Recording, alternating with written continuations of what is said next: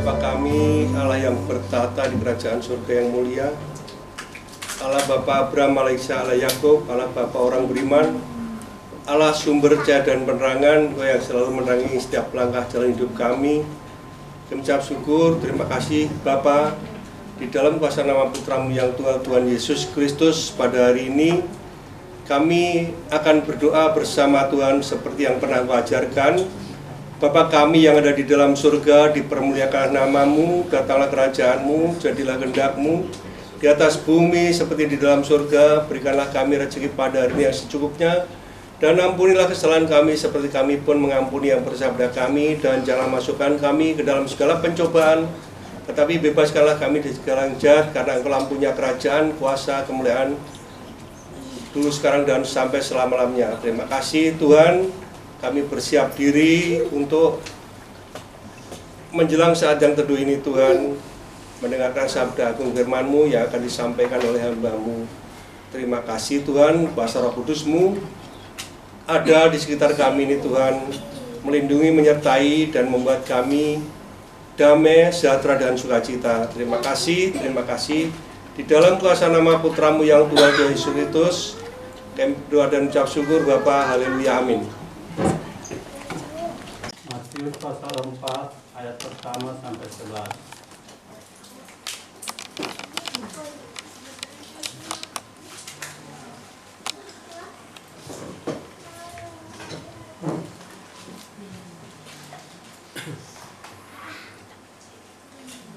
Maka Yesus dibawa oleh Roh ke padang gurun untuk dicobai iblis.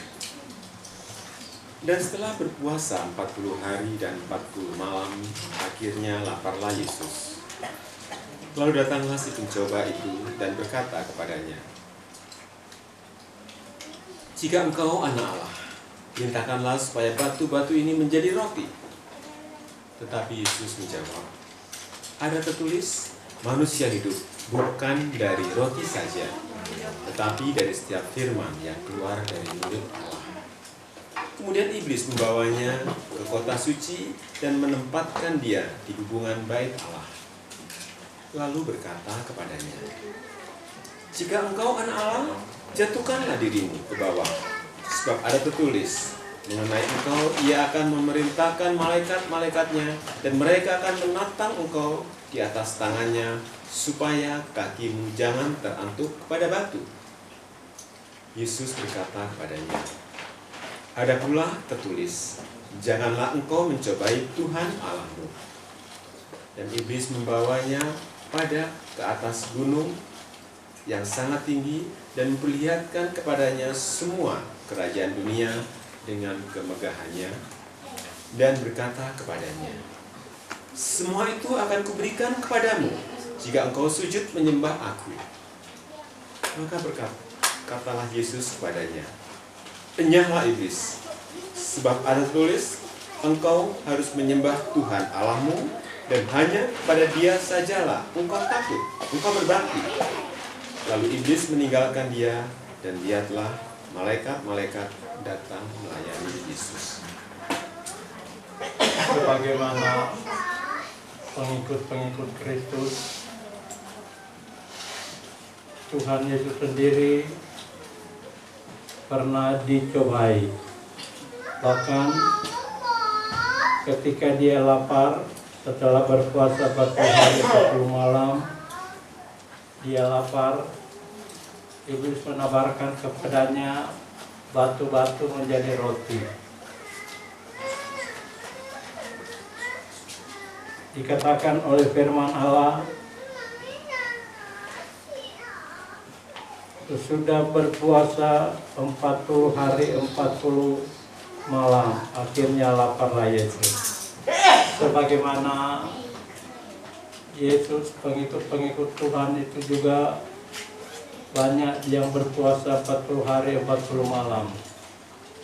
Saya secara batuan sudah 54 tahun lebih, belum sempat untuk berpuasa seperti itu. Tapi kalau kita lihat dalam firman Allah, Elia berpuasa, Musa berpuasa, bahkan puasa mereka lebih dari 40 hari. Puasa itu perlu bagi anak-anak Tuhan untuk memblokir keinginan daging. Kita ada puasa hari Selasa, kalau Tuhan izinkan siapa yang mau ikut. Tiap hari Selasa ada puasa.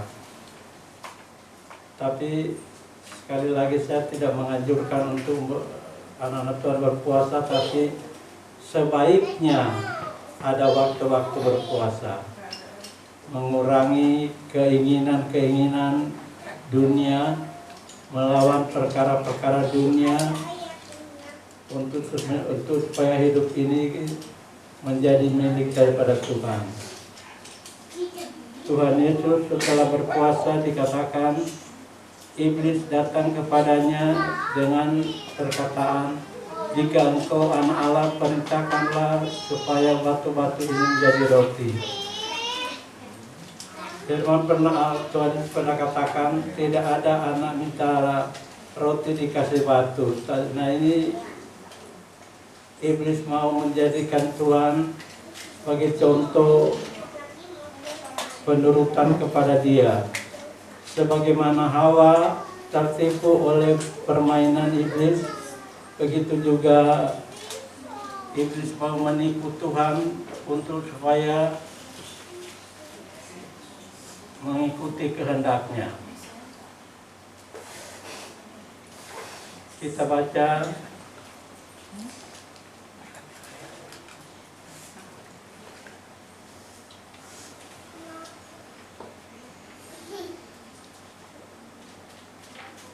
kitab Kejadian pasal 3 ayat pertama sampai ayat 7. Kejadian pasal 3 ayat pertama sampai ayat 7. Adapun ular ialah yang paling cerdik dari segala binatang di darat yang dijadikan oleh Tuhan Allah. Ular itu berkata kepada perempuan itu, "Tentulah Allah berfirman, semua pohon dalam taman ini jangan kamu makan buahnya, bukan?" Lalu sahut perempuan itu kepada ular itu, "Buah pohon-pohonan dalam taman ini boleh kami makan. Tetapi tentang buah pohon yang ada di tengah-tengah taman, Allah berfirman, janganlah kamu makan ataupun raba buah itu, nanti kamu mati." Tetapi ular itu berkata kepada perempuan itu, "Sekali-kali kamu tidak akan mati. Tetapi Allah mengetahui bahwa pada waktu kamu memakannya, matamu akan terbuka dan kamu akan menjadi seperti Allah, tahu tentang yang baik dan yang jahat." Perempuan itu melihat bahwa buah pohon itu baik untuk dimakan dan sedap kelihatannya. Lagi pula pohon itu menarik hati karena memberi pengertian. Lalu ia mengambil dari buahnya dan dimakannya, dan diberikannya juga kepada suaminya yang bersama-sama dengan dia, dan suaminya pun memakannya. Maka terbukalah mata mereka berdua, dan mereka tahu bahwa mereka tidak berpakaian. Lalu mereka menyemat daun pohon ara dan membuat camat. Di sini kita lihat iblis datang pada perempuan Hawa dan menipu Hawa untuk dengan membalikan firman Allah. Cara daripada iblis adalah membalikan firman Allah. Tetapi cara daripada Tuhan yaitu tetap pada firman. Ketika Tuhan itu dicobai, dikatakan iblis datang dengan perintah untuk supaya terjadi perubahan pada Tuhan dengan menuruti apa yang menjadi kehendaknya. Tapi kita lihat Tuhan Yesus tetap pada firman Allah. Pada percobaan pertama dikatakan ada tertulis, manusia hidup bukan oleh roti saja. Pada percobaan kedua, ini iblis bawa ke atas babung bait kota suci dengan menempatkan dia di hubungan bait Allah, lalu berkata kepadanya, "Jika engkau anak Allah, jatuhkanlah dirimu ke bawah, sebab ada tertulis mengenai engkau, ia akan memerintahkan malaikat-malaikatnya dan mereka akan menata engkau di atas pangkuannya, di atas tangannya,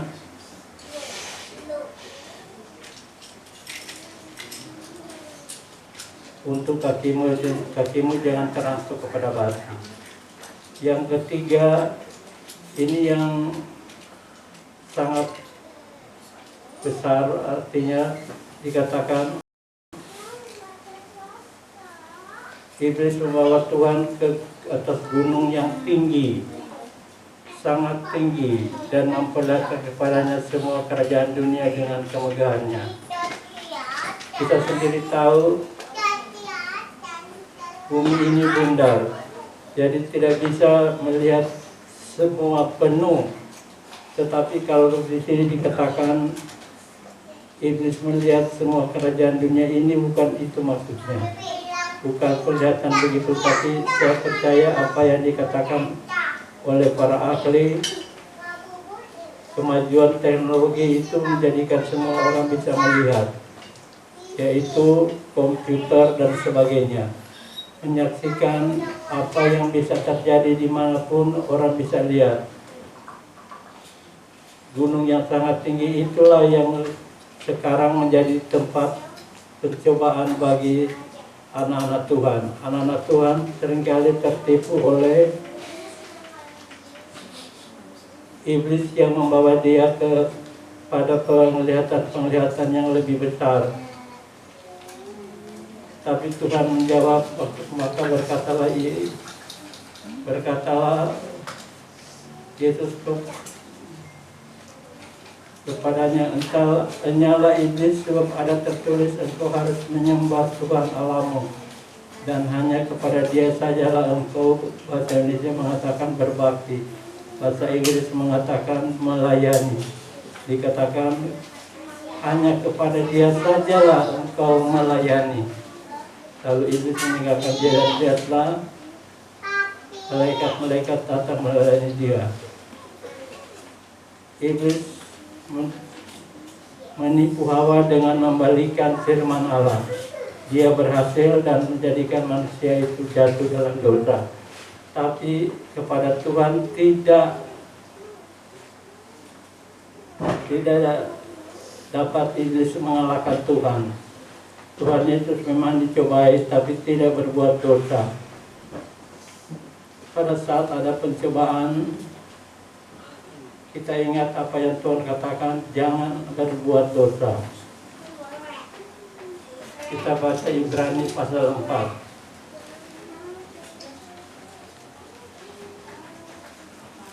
Ibrani pasal 4 ayat yang ke-13.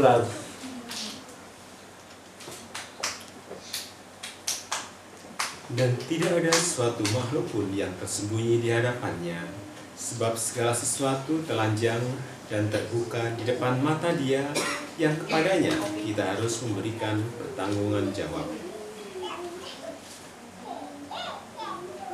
Ayat 15. Sebab imam besar yang kita punya bukanlah imam besar yang tidak dapat turut merasakan kelemahan-kelemahan kita.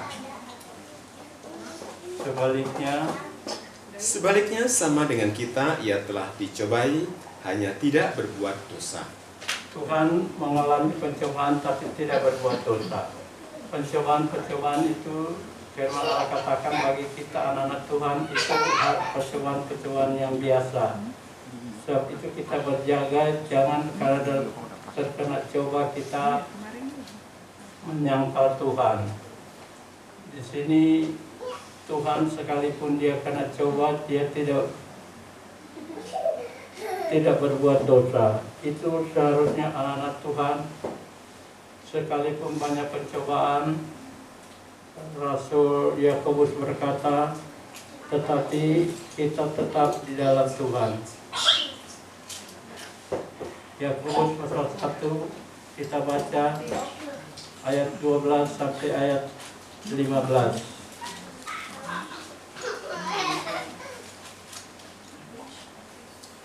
Berbahagialah orang yang bertahan dalam pencobaan, sebab apabila ia sudah tahan uji, ia akan menerima mahkota kehidupan yang dijanjikan Allah kepada barang siapa yang mengasihi Dia.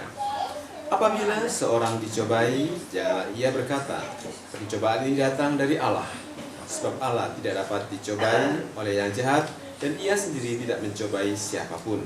14. Tapi tiap-tiap orang dicobai oleh keinginannya sendiri, karena ia diseret dan dipikat olehnya. Dan apabila keinginan itu telah dibuahi, ia melahirkan dosa, dan apabila dosa itu sudah matang, ia melahirkan maut. Berkat firman Allah mengatakan, berbahagialah orang yang bertahan dalam pencobaan, sebab apabila ia sudah tahan uji, ia akan menerima mahkota kehidupan yang dijadikan Allah kepada barang siapa yang mengasihi Dia. Berbahagialah, dalam bahasa Inggris dikatakan diberkatilah. Diberkatilah orang yang bertahan dalam pencobaan. Bertahan dalam pencobaan berarti orang itu tidak berbuat dosa, tetapi bertahan sebagaimana saat ia dicobai. Ketika Tuhan itu dicobai, iblis juga memutarbalikan firman Allah. Bahkan pada pencobaan yang ketiga, kelihatan aslinya iblis, dia mau disembah. Dikatakan, berkatalah kepadanya, semua itu akan kuberikan kepadamu jikalau engkau sujud menyembah aku. Salah satu kerinduan yang besar dari iblis itu adalah untuk disembah. Saat itu kita saat Tuhan Yesus dalam bait Allah, di situ dikatakan dia coba oleh iblis. Dikatakan oleh firman Allah,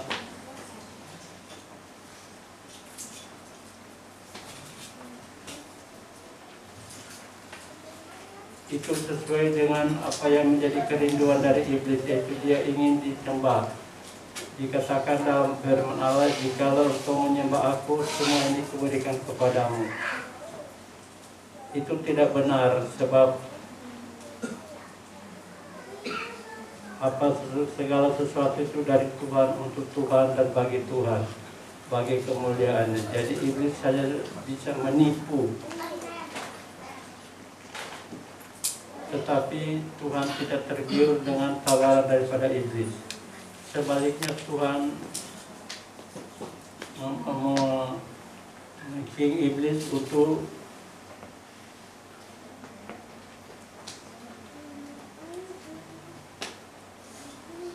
dalam percobaan yang ketiga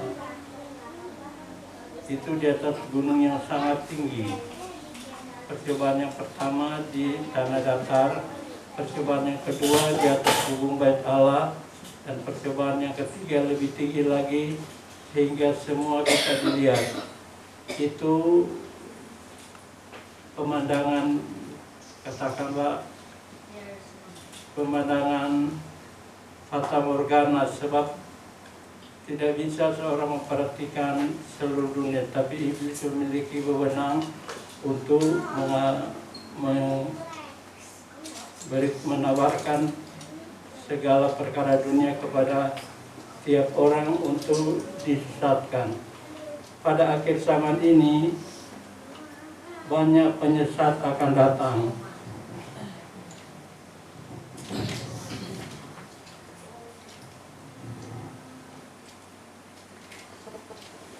Tapi Tuhan Yesus berkata, saat dicobai jangan berbuat dosa. Dikatakan,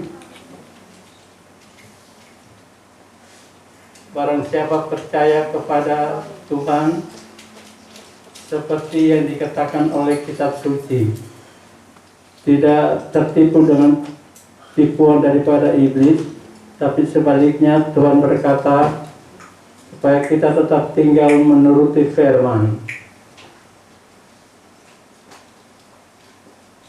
Injil Yohanes pasal 7 ayat 38.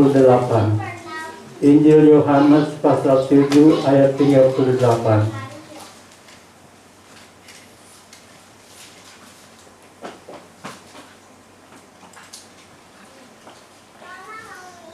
Yang dimaksudkannya ialah roh yang akan diterima oleh mereka yang percaya kepadanya, sebab roh itu belum datang karena Yesus belum dimuliakan. Yohanes 7 38. ayat 38. Barang siapa percaya kepadaku, seperti yang dikatakan oleh kitab suci, dari dalam hatinya akan mengalir aliran-aliran air hidup. Tuhan mau supaya anak-anak Tuhan berjaga. Dikatakan barang siapa percaya kepadaku, seperti yang dikatakan oleh kitab suci. Jadi jangan tertipu dengan segala ajaran-ajaran sekarang. Pada satu tes katakan ada kurang lebih 300 pengajaran-pengajaran yang sesat yang menyesatkan anak-anak Tuhan. Tapi firman Allah berkata, Tuhan Yesus berkata, barang siapa percaya kepadanya seperti yang dikatakan oleh kitab suci. Jadi Tuhan mau supaya anak-anak Tuhan itu tetap berdiri atas kebenaran firman Tuhan.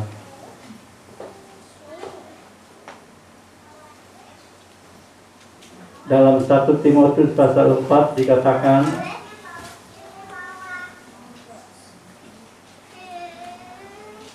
Timotius pasal 4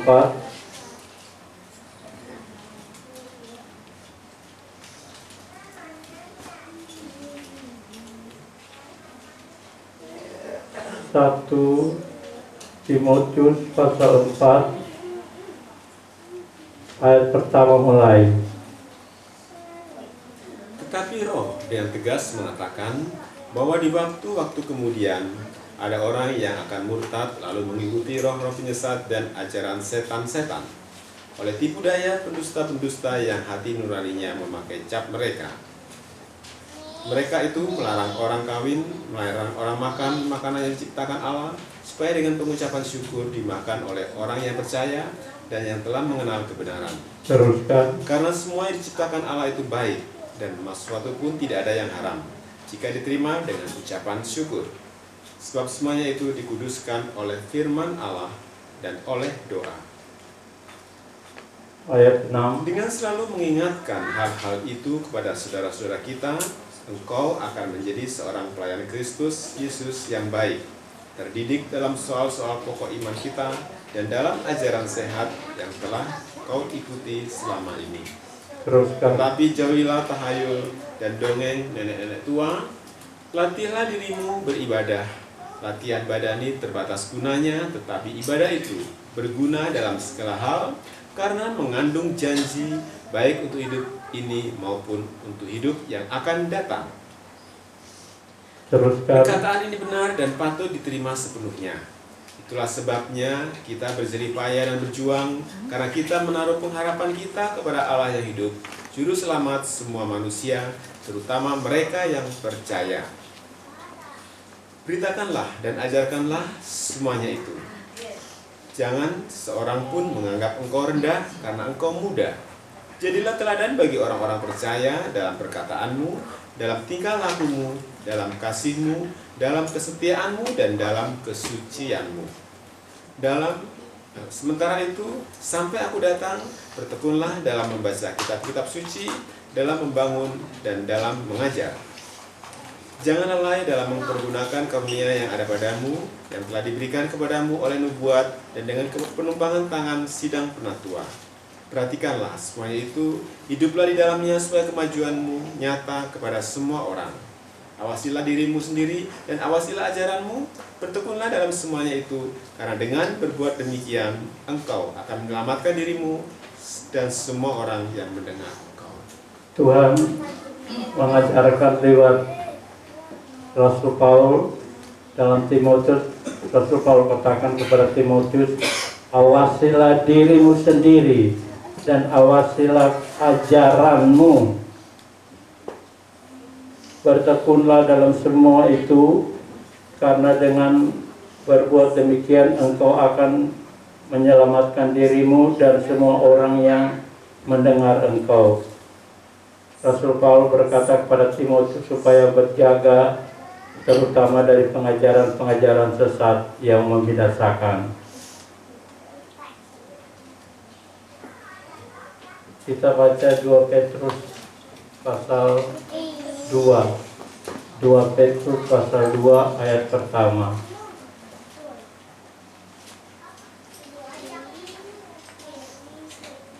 Dua Petrus pasal 2 ayat pertama mulai. Sebagaimana nabi-nabi palsu dahulu tampil di tengah-tengah umat Allah, demikian pula di antara kamu akan ada guru-guru palsu. Mereka akan memasukkan pengajaran-pengajaran sesat yang membinasakan, bahkan mereka akan menyangkal Tuhan yang telah menebus mereka, dan dengan jalan demikian segera mendatangkan kebinasaan atas diri mereka. Ayat 2. Banyak orang akan mengikuti cara hidup mereka yang dikuasai hawa nafsu, dan karena mereka jalan kebenaran akan dihujat. Dan karena serakahnya, guru-guru palsu itu akan berusaha mencari untung dari kamu dengan cerita-cerita isapan jempol mereka. Tetapi untuk perbuatan mereka itu, hukuman telah lama tersedia dan kebinasaan tidak akan berubah. Sebab jikalau Allah tidak menyayangkan malaikat yang berbuat dosa, tetapi melemparkan mereka ke dalam neraka, dan dengan demikian menyerahkannya ke dalam gua-gua yang gelap untuk menyimpan mereka sampai hari penghakiman. Dan jikalau Allah tidak menyayangkan dunia purba, tapi hanya menyelamatkan pemberita kebenaran itu dengan 7 orang lain, karena ketika ia mendatangkan air bah atas dunia orang-orang yang fasik. Ayat 6. Dan jikalau Allah membinasakan kota Sodom dan Gomora dengan api, dan dengan demikian memusnahkannya dan menjadikannya suatu peringatan untuk mereka yang hidup fasik di masa-masa kemudian, tetapi ia menyelamatkan Lot, orang yang benar, yang terus-menerus menderita oleh cara hidup orang-orang yang tak mengenal hukum dan yang hanya mengikuti hawa nafsu mereka saja. 8. Sebab orang benar ini tinggal di tengah-tengah mereka, dan setiap hari melihat dan mendengar perbuatan-perbuatan mereka yang jahat itu, sehingga jiwanya yang benar itu tersiksa. 9. Maka nyata bahwa Tuhan tahu menyelamatkan orang-orang saleh dari pencobaan, dan tahu menyimpan orang-orang jahat untuk disiksa pada hari penghakiman. Ayat 16. Terutama mereka yang menuruti hawa nafsunya karena ingin mencemarkan diri dan yang menghina pemerintahan Allah. Dikatakan oleh firman Allah, maka nyata bahwa Tuhan tahu menyelamatkan orang-orang yang saleh dari pencobaan. Sebab itu anak-anak Tuhan tidak usah khawatir saat tercoba, sebab Tuhan tidak meninggalkan kita sendiri dalam pencobaan itu. Firman Allah katakan, pencobaan itu memang lazim terjadi bagi semua anak-anak Tuhan. Hanya Rasul Paulus katakan jangan berbuat dosa.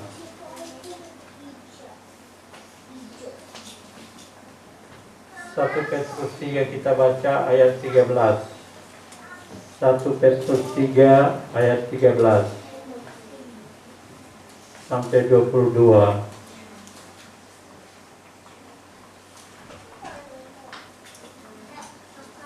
Sebab mata Tuhan tertuju kepada orang-orang benar, dan telinganya kepada permohonan mereka yang minta tolong, tetapi wajah Tuhan menentang orang-orang yang berbuat jahat. Dan siapakah yang akan berbuat jahat terhadap kamu jika kamu rajin berbuat baik? Tetapi sekalipun kamu harus menderita juga karena kebenaran, kamu akan berbahagia. Sebab itu janganlah kamu takuti apa yang mereka takuti, dan janganlah gentar.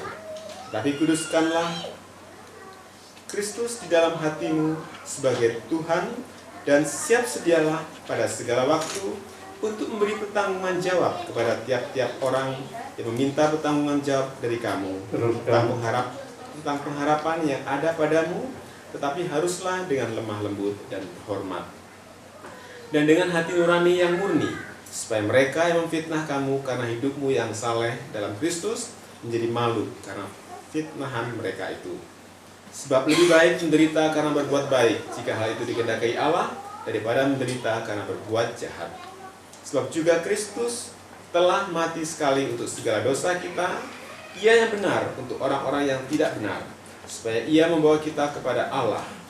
Ia yang telah dibunuh dalam keadaannya sebagai manusia, tetapi yang telah dibangkitkan menurut roh, dan di dalam roh itu juga Ia pergi memberitakan Injil kepada roh-roh yang di dalam penjara, yaitu pada roh-roh mereka yang dahulu pada waktu Nuh tidak taat kepada Allah. Ketika Allah tetap menanti dengan sabar, waktu Nuh sedang mempersiapkan bahteranya, di mana hanya sedikit, yaitu 8 orang yang diselamatkan oleh air bah itu. 21. Juga kamu sekarang diselamatkan oleh kiasannya, yaitu baptisan. Maksudnya bukan untuk membersihkan kenajisan jasmani, melainkan untuk memohonkan hati nurani yang baik kepada Allah oleh kebangkitan Yesus Kristus 22. yang duduk di sebelah kanan Allah setelah ia naik ke surga sesudah segala malaikat, kuasa dan kekuatan ditaklukkan kepadanya. Dikatakan oleh firman Allah, juga kamu sekarang diselamatkan oleh kiasannya, yaitu baptisan. Kalau Tuhan izinkan, saya akan mengadakan baptisan air pada hari mendatang sebelum tutup tahun, kalau Tuhan izinkan. Ada berapa kehidupan yang merindu untuk dibaptis. Jika Tuhan izinkan, baptisan itu perlu, jangan disepelekan, sebab baptisan itulah yang menyelamatkan kita. Dikatakan, kamu sekarang diselamatkan oleh biasanya, yaitu baptisan. Maksudnya bukan untuk membersihkan kenajisan jasmani, melainkan untuk memohonkan hati nurani yang baik kepada Allah. Jikalau Tuhan izinkan, Tuhan memberkati kita sekalian. Katakan oleh firman Allah, untuk supaya dapat mengalahkan pencobaan itu, kita harus tahan menderita. 1 Petrus 3 ayat 13 dikatakan, dan siapakah yang akan, kita baca sekali lagi 1 Petrus 3 ayat 13. Dan siapakah yang akan berbuat jahat terhadap kamu jika kamu rajin berbuat baik? 14. Tetapi sekalipun kamu harus menderita juga karena kebenaran, kamu akan berbahagia. Sebab itu, janganlah kamu takuti apa yang mereka takuti, dan janganlah gentar. 15. Tetapi kuduskanlah Kristus di dalam hatimu sebagai Tuhan, dan siap sedialah pada segala waktu untuk memberi pertanggungan jawab pada tiap-tiap orang yang meminta pertanggungan jawab dari kamu tentang pengharapan yang ada padamu, tetapi haruslah dengan lemah lembut dan hormat, 16. dan dengan hati nurani yang murni, supaya mereka yang memfitnah kamu karena hidupmu yang saleh dalam Kristus menjadi malu karena fitnahan mereka itu. Tuhan menghendaki kita supaya mau menderita, sebab penderitaan itulah yang mengalahkan pencobaan. Jika kita suka menderita, maka kita dapat mengalahkan pencobaan itu. Kita baca 1 Petrus 4 ayat 7 sampai dengan ayat 11. 1 Petrus 4 ayat 7 sampai 11. Kesudahan segala sesuatu sudah dekat. Karena itu, kuasailah dirimu dan jadilah tenang, supaya kamu dapat berdoa. Tetapi yang terutama, kasihilah sungguh-sungguh seorang akan yang lain, sebab kasih menutupi banyak sekali dosa. 9. Berilah tumpangan seorang akan yang lain dengan tidak bersungut-sungut. 10. Layanilah seorang akan yang lain sesuai dengan karunia yang telah diperoleh tiap-tiap orang sebagai pengurus yang baik dari kasih karunia Allah. Jika ada orang yang berbicara, baiklah ia berbicara sebagai orang yang menyampaikan firman Allah. Jika ada orang yang melayani, baiklah ia melakukannya dengan kekuatan yang dianugerahkan Allah, supaya Allah dimuliakan dalam segala sesuatu karena Yesus Kristus. Ialah yang mempunyai kemuliaan dan kuasa sampai selama-lamanya. Untuk supaya kita dapat menaklukkan segala pencobaan itu, kita harus tahan menderita. Sebab penderitaan itulah yang memberikan kita keselamatan. Menderita sebagai orang Kristen itu, Rasul Petrus katakan, kita harus menderita. Ayat 12, 1 Petrus 4 ayat 12. Saudara-saudara yang terkasih, janganlah kamu heran akan nyala api siksaan yang datang kepadamu sebagai ujian, seolah-olah ada sesuatu yang luar biasa terjadi atas kamu. 13. Sebaliknya bersukacitalah sesuai dengan bagian yang kamu dapat dalam penderitaan Kristus, supaya kamu juga boleh bergembira dan bersukacita pada waktu Ia menyatakan kemuliaan. 14. Berbahagialah kamu jika kamu dinista karena nama Kristus, sebab roh kemuliaan, yaitu roh Allah, ada padamu. 14. Berbahagialah kamu jika kamu dinista karena nama Kristus, sebab roh kemuliaan, yaitu roh Allah, ada padamu. Ayat 15. Janganlah ada di antara kamu yang harus menderita sebagai pembunuh, atau pencuri, atau penjahat, atau pengacau. Tapi jika ia menderita sebagai orang Kristen, maka janganlah ia malu, melainkan hendaklah ia memuliakan Allah Ayat dalam 17. nama Kristus itu. Karena sekarang telah tiba saatnya penghakiman dimulai, dan pada rumah Allah sendiri yang harus pertama-tama dihakimi. Dan jika penghakiman itu dimulai pada kita, bagaimanakah kesudahannya dengan mereka yang tidak percaya kepada Allah, Injil Allah? Dan jika orang benar hampir-hampir tidak diselamatkan, apakah yang akan terjadi dengan orang fasik dan orang berdosa? Karena itu, baiklah juga mereka yang harus menderita karena kehendak Allah, menyerahkan jiwanya dengan selalu berbuat baik kepada Pencipta yang setia. Tuhan menghendaki supaya kita mau menderita sebagai seorang Kristen. Itu yang menaklukkan segala pencobaan. Pencobaan itu datang, kata firman Allah, seperti yang dialami oleh Tuhan Yesus. Semua pencobaan itu juga sama. Firman Allah katakan sama di antara kita pengikut-pengikut Kristus. Tuhan Yesus 3 kali dicobai, tapi dalam pencobaan 3 kali itu dia tidak berbuat dosa. Dia malah tetap kembali dalam firman Allah. Itu salah satu jalan supaya kita tidak tertipu oleh cara-cara daripada iblis. Maka kita harus selalu kembali pada firman Allah. Itu maksudnya supaya kita selalu memperhatikan firman Allah. Tuhan memberkati kita. Saya mengundang perjamuan untuk ditampil ke depan. Bersenang melayani Kristus. Sebagai pengikut Kristus kita harus tahan menderita. Apapun yang dialami itu semua sesuai dengan kehendak Tuhan.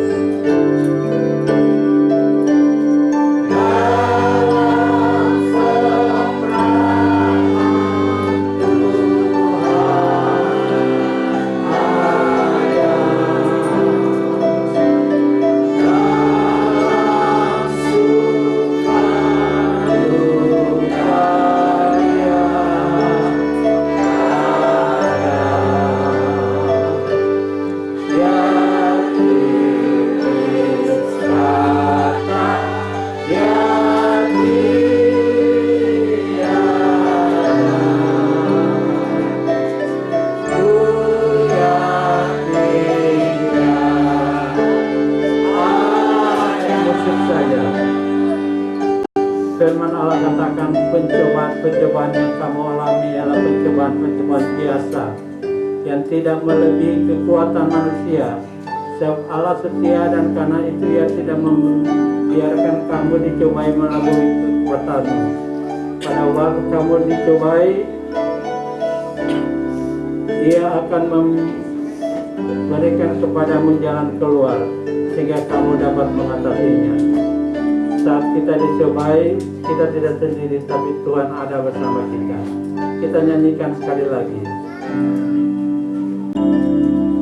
Ku senang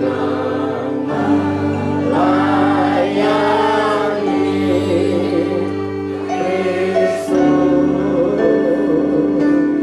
Ku tahu Tuhan ada, dalam peperangan Dia ada.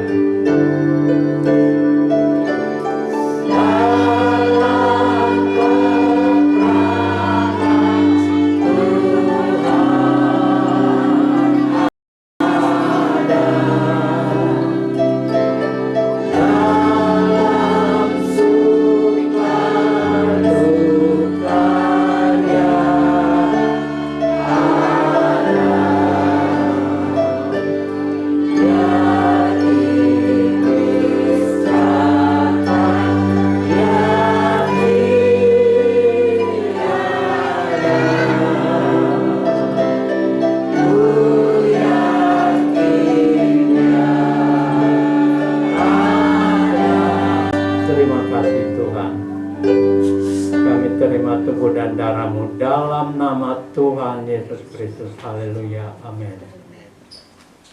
Ku senang melayani Kristus.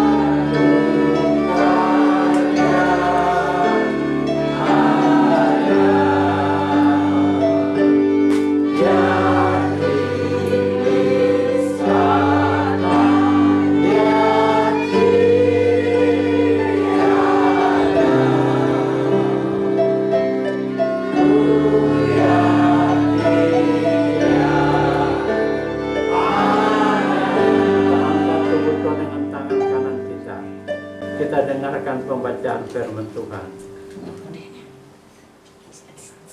Sebab apa yang telah kuteruskan kepadamu itulah telah aku terima dari Tuhan, yaitu bahwa Tuhan Yesus pada malam waktu Ia diserahkan mengambil roti, dan sesudah itu ia mengucapkan syukur atasnya. Ia memecah-mecahkannya dan berkata, "Inilah tubuhku yang diserahkan bagi kamu. Perbuatlah ini menjadi peringatan akan aku." Kita makan tubuh Tuhan dan percaya dalam nama Tuhan Yesus Kristus.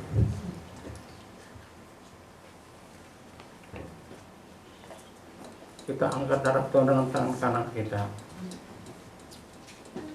Demikian juga ia mengambil cawan sesudah makan lalu berkata, "Cawan ini adalah perjanjian baru yang diperceraikan oleh darahku. Perbuatlah ini setiap kali kamu minumnya menjadi peringatan akan aku. Setiap kali kamu makan roti ini dan minum cawan ini, kamu memberitakan kematian Tuhan sampai ia datang." Kita minum darah Tuhan dan percaya dalam nama Tuhan Yesus Kristus.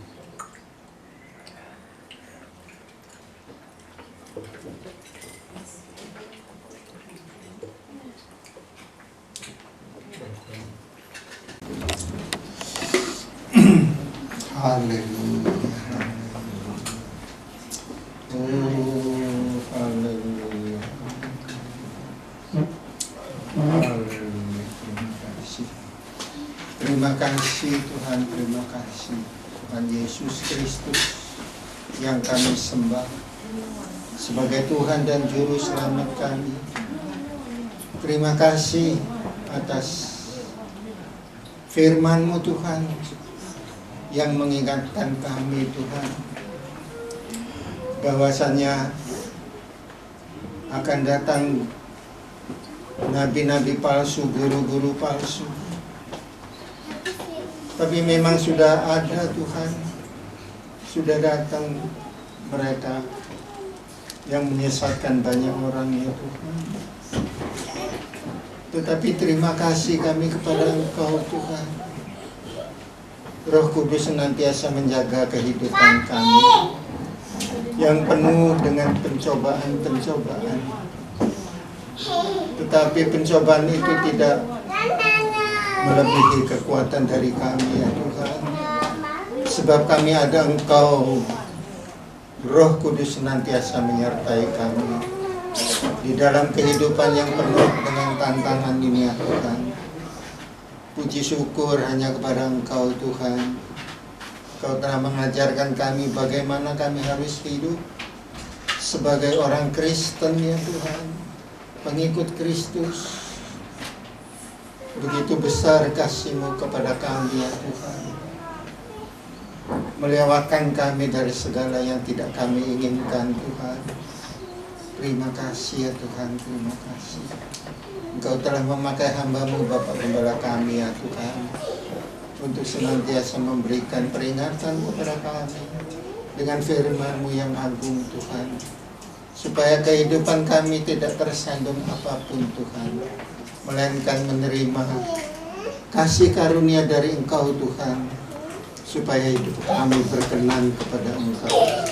Terima kasih ya Tuhan Yesus. Terima kasih menjauhkan kami dari segala yang tidak kami inginkan ya Tuhan. Biarlah hidup kami sesuai dengan kehendak-Mu saja. Terima kasih ya Tuhan. Hanya di dalam nama Tuhan Yesus Kristus kami panjatkan doa kami serta ucapan syukur. Haleluya. Amin.